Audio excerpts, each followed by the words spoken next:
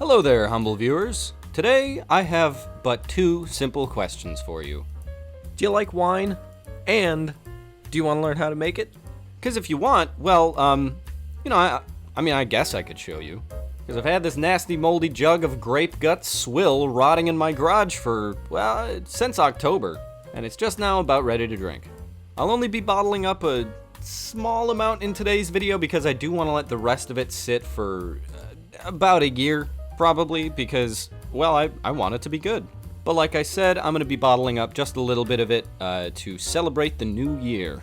Because if there's any proper way to celebrate the end of this shitty year of 2020, it's by getting plastered drunk.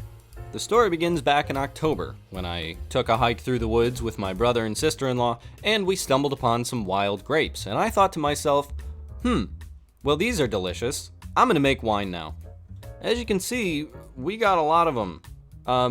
We didn't have a scale, so I didn't bother to weigh them. But if I had to hazard a guess, I would say we probably picked around 10 pounds of grapes. And that yielded somewhere around 4 gallons of wine. So, without any further rambling bullshit, let's begin. Now you are going to need to buy some things. In particular, you're going to want a properly sized fermentation jug with the cork that comes with the little bubbler thingy, 2 food-grade 5-gallon buckets from your local restaurant supply, or maybe your local Walmart or Target. Doesn't really matter where you get it from, I guess. Just, you got to make sure that they're food grade, because sometimes they can be treated with harmful chemicals and, well, you'll poison yourself and die. And I will not be held responsible.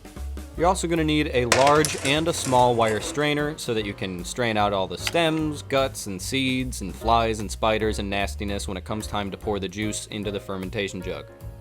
You're also going to need a couple funnels. I used a much larger mouth one when I was pouring it into the fermentation jug, and a much smaller mouth one when I was pouring it into the bottle. You're also going to need a packet of yeast, and I used 2 large bags of sugar. It really depends how much you need. Basically what the sugar does is it gets eaten by the yeast, and then the yeast poops out alcohol. So depending on how much sugar you put in, the higher alcohol content you will get, and the sweeter it will be. So, and unfortunately, you can't buy the last thing you'll need because you're gonna need a lot of patience. Like I mentioned earlier, this has been sitting in my garage since, well, early October. Now it's late December and it's just barely what I would consider to be drinkable.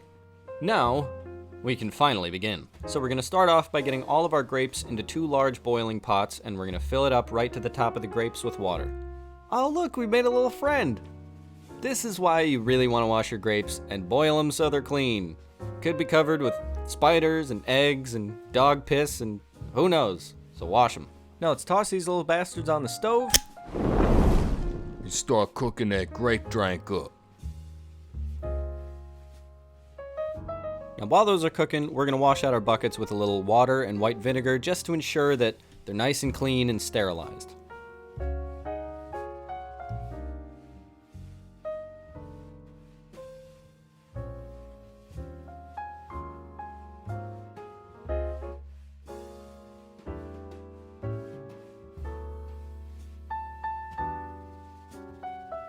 Rest in peace, Billy the Ant. We hardly knew ye, yet ye had such a profound effect on all of our lives. And our grapes are looking nice and boiled and they're starting to pop. So, let's pour them out into a colander.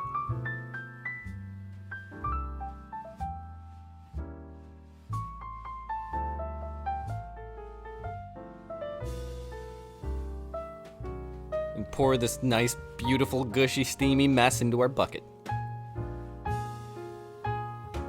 Now you're going to want to use some sort of food mashing tool to mash up the grapes and get all the juice out.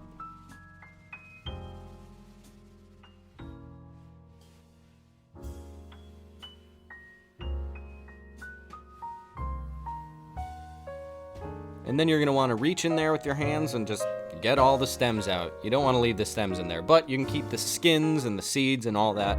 However, I would recommend maybe, I don't know, waiting before you plunge your bare hands into the boiling hot grape liquid, because I actually burned the shit out of my hands and it hurt really bad, and I didn't stop because I'm an idiot.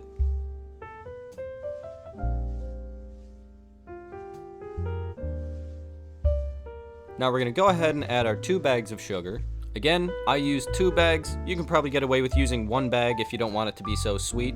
And spoilers, it's very sweet. Now we're gonna bring 4 quarts of water to a boil because in order to actually activate the yeast, we need to have our entire mixture here between a temperature of 95 degrees Fahrenheit and 98.6 degrees Fahrenheit. Because if it's too hot, it'll kill the yeast, but if it's too cold, it won't activate it at all. So it's best to just bring the water to a boil, get a thermometer, dip it in your thingy, and wait until it's the right temperature before tossing in the yeasty boys.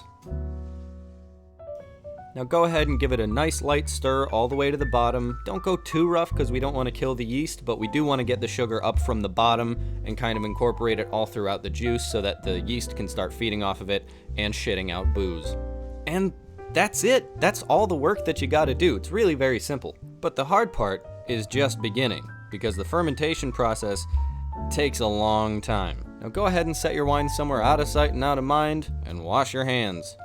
Now, there's 2 different stages to wine fermentation. The initial fermentation phase, where you're gonna let it sit with all the guts and all the goodness in that bucket for 7 to 10 days, and the secondary fermentation phase, where you can let it sit from anywhere of I would say a minimum of a month before you actually drink it, because it's not gonna be very good, but you can leave it sitting there for as long as you want. I'm gonna let mine sit for probably another year. Alrighty, 7 to 10 days are up and it's time to bottle it. So go ahead and use your large wire strainer to sift out all the floating gunk and seeds and skins and spiders and dump all that right in the second bucket.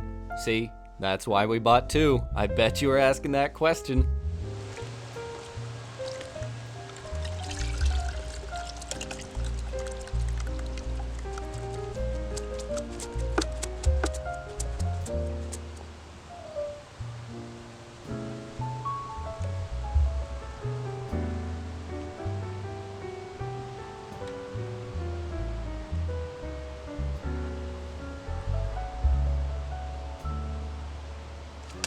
So now that all the lovely rotten innards are gone, we can pour it right through our second smaller strainer so as to get out all the, smaller pieces that are still floating around in there, little itty bits of gunk that you don't really want getting into the wine. Go ahead and pour that all through the funnel into our fermentation jug.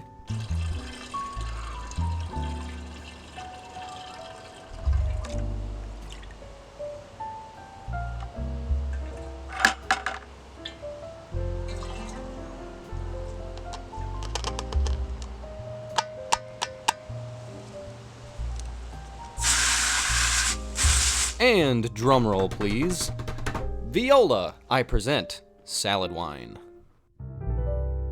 Now since we really shouldn't drink it yet, I'm just gonna crack myself a beer in a wine glass and pretend that I'm drinking wine.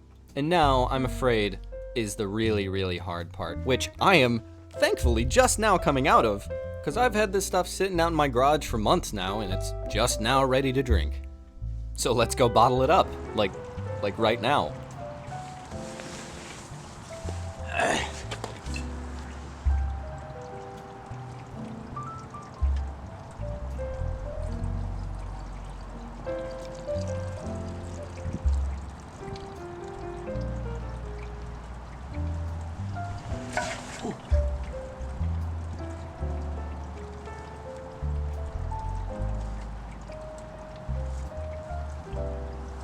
Stay. Jeez, that was close.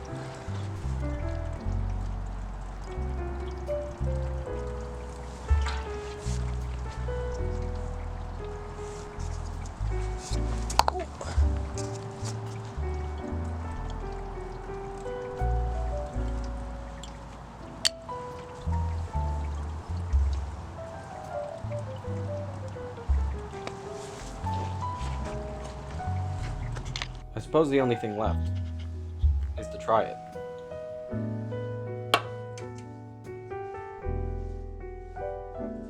Now this was not only an incredibly fun project, but also like an awesome learning experience for me. And on top of that, I like getting drunk. So I hope you guys enjoyed this. I hope you maybe learned a little something, and I hope you try this at home. Obviously, you won't be able to right now because, well, it's the winter and all the grapes are dead. But I hope I've inspired you to try it sometime. I really had a great time. And, again, I like getting drunk. So, doodles.